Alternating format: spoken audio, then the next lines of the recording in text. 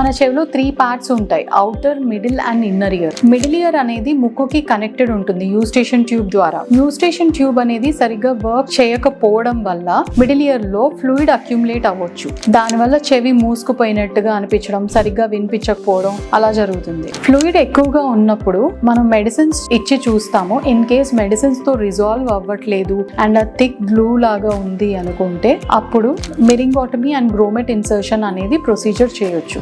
దీనివల్ల చెవి లోపల ఉన్న ఫ్లూయిడ్ ని తీసేసి చిన్న ట్యూబ్ అనేది ఇన్సర్ట్ చేస్తాము. దానిలోంచి ఫ్లూయిడ్ తీసాక ఇంకా రిమైనింగ్ ఏదైనా ఉంటే దానిలోంచి బయటికి వచ్చేస్తుంది.